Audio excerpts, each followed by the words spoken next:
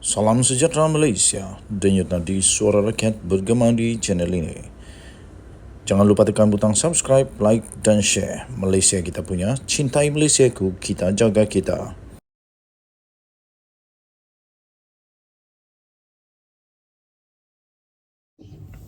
Salam sejahtera Malaysia, denyut nadi suara rakyat bergema di channel ini. Sekarang ini pentas politik hangat dengan fitnah. Sana fitnah, sini fitnah, macam-macam fitnah. 18 Julai 2023 daripada Sinar Harian.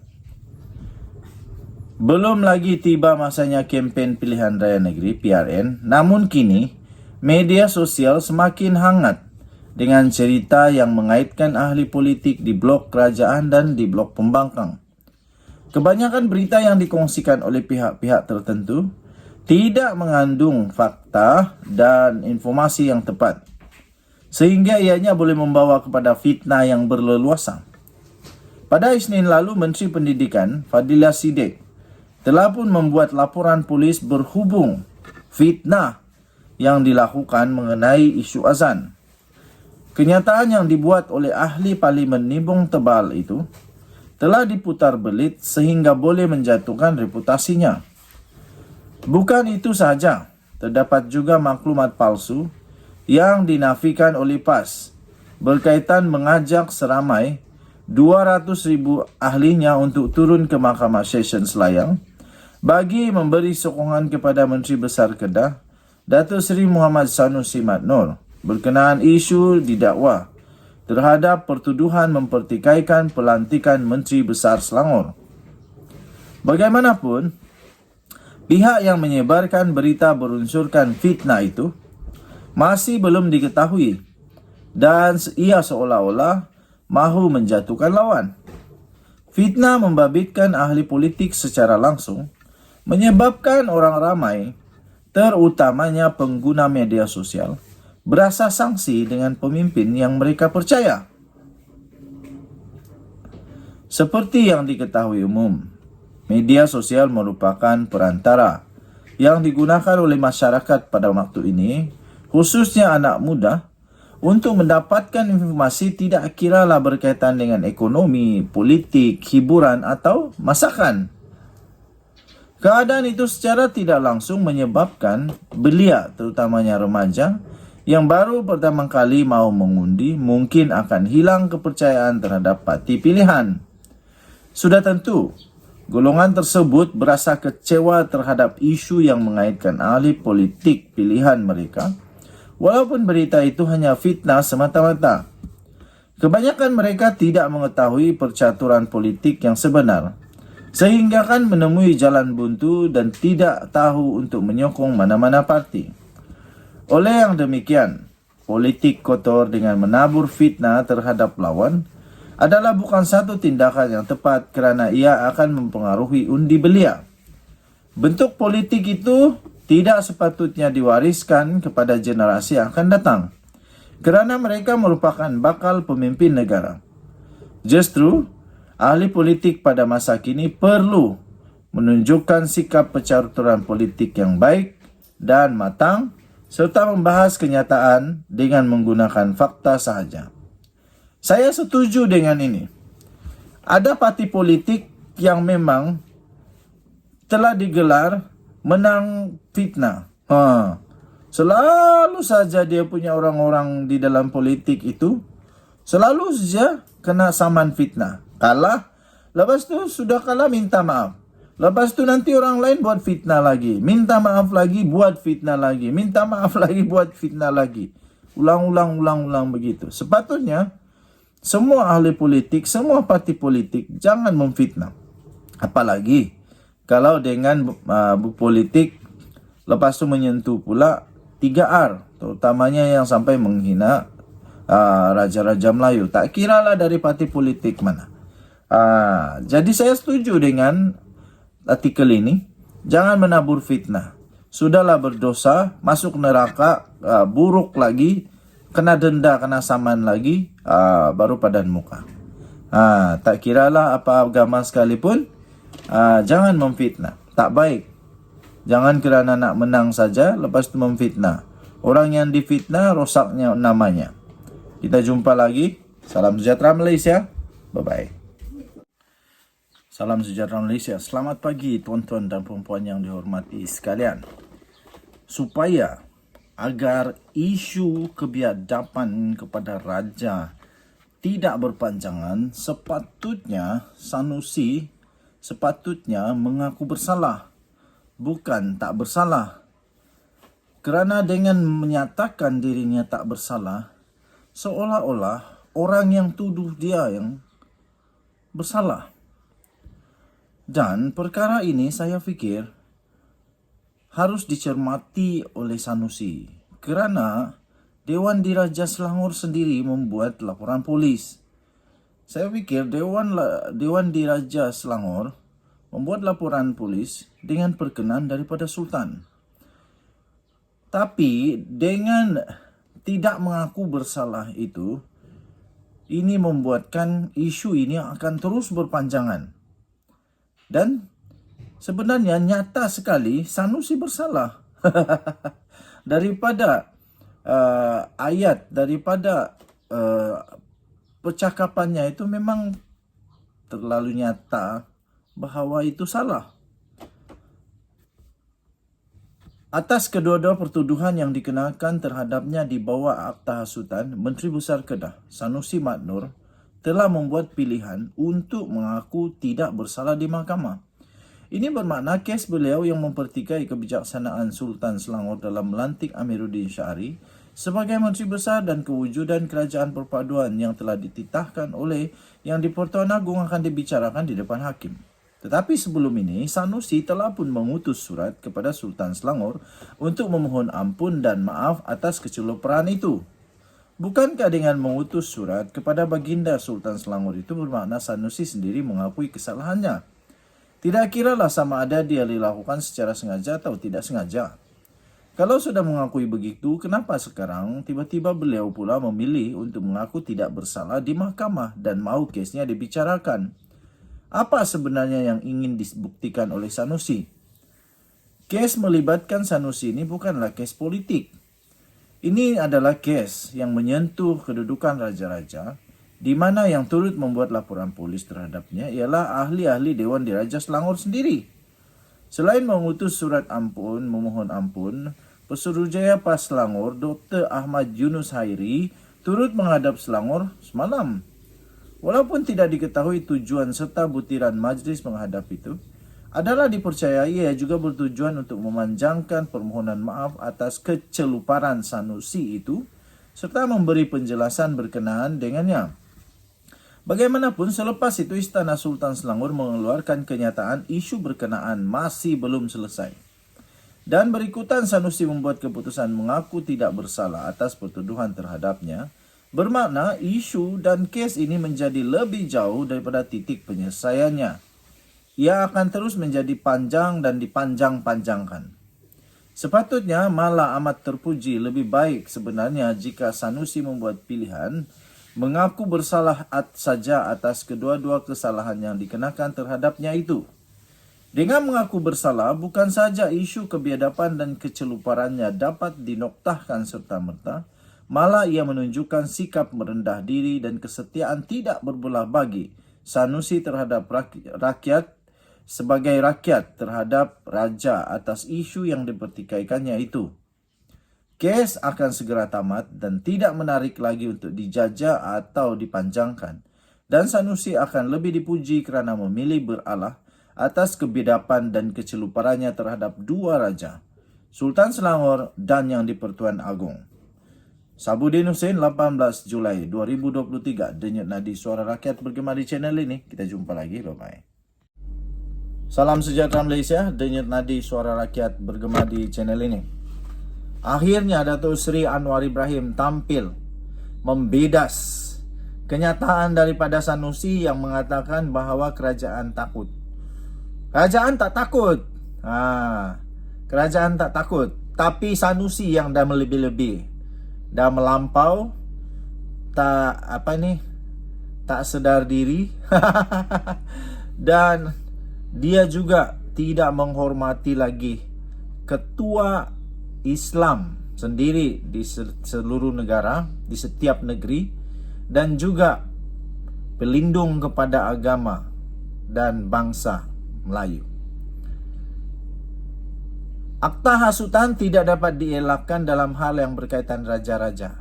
Itu kata Anwar Ibrahim. Dengar baik-baik kepada Sanusi dan semua yang menyokong Sanusi. Perdana Menteri Anwar Ibrahim menegaskan kedudukan raja-raja Melayu tidak wajar dijadikan bahan dalam ucapan-ucapan dan perbahasan politik. Justru katanya, memandangkan Menteri Besar sementara Kedah, iaitu Muhammad Sanusi Mahmud, yang telah menyentuh mengenai raja-raja, penggunaan akta hasutan terhadapnya tidak lagi dapat dielakkan. Saya fikir Sanusi harus tahu perkara ini. Sanusi itu ketua kerajaan di negeri. Dia tahu perlembagaan. Dia tahu mana yang boleh, mana yang tak boleh. Takkanlah dia tak tahu tentang perkara ini. Penggunaan akta hasutan terhadap Sanusi tidak lagi dapat dielakkan kerana ini sudah menyentuh kepada perkara yang terbesar di negara kita Malaysia, iaitu di mana menyentuh mengenai raja-raja dan di Pertuan Agong pun. Dari segi kata Anwar Ibrahim, saya dari segi dasar mengelakkan menggunakan akta hasutan, katanya. Jadi yang ini bila menyentuh kedudukan raja-raja harus kita pelihara. Sanjung dan elak jadi satu wacana perbahasan politik yang tidak sihat, katanya. Tambahnya lagi, soal kritik Perdana Menteri, saya tak pernah guna itu sebagai satu alasan bagi mengenakan tindakan di bawah akta hasutan, katanya. Ketika beliau ditemui pemberita selepas menghadiri program sentuhan Agro Madani peringkat negeri Selangor di Sekincan hari ini. Semua musuh-musuh politik Anwar, sila jelaskan pernahkah Anwar Ibrahim menggunakan akta hasutan ini apabila dia dikritik? Tak pernah rasanya. Tapi ini dah melebihi bila sentuh hal tentang raja. Pengerusi Pakatan Harapan itu mengulas kritikan terhadap penggunaan undang-undang berkenaan yang pernah ditentang oleh gabungannya juga sebelum ini. Anwar juga meminta semua pihak supaya menghormati proses mahkamah. Katanya polis buat siasatan, peguam negara pun pembuat pendakwaan. Jadi saya tidak mau ganggu proses dan saya minta akan teliti dakwaan. Yang pertama berkenaan dengan laporan dan kemudiannya apa alasan peguam negara yang melihat kepada pendakwaan selepas siasatan polis. Jadi kena hormat proses mahkamah, katanya. Di soal wartawan mengenai keperluan pihak polis menahan Sanusi pada jam 3 pagi, Anwar enggan mengulas lanjut dan sekadar memberitahu tangkapan dibuat berikutan pemantauan rapi oleh polis. Sanusi telah ditahan polis dekat sebuah hotel di Ibu Negara pada jam 3 pagi sebelum dibawa ke Ibu Pejabat Polis Daerah IPD Gombak untuk disiasat di bawah Seksyen 4-1-E Akta Hasutan 1948.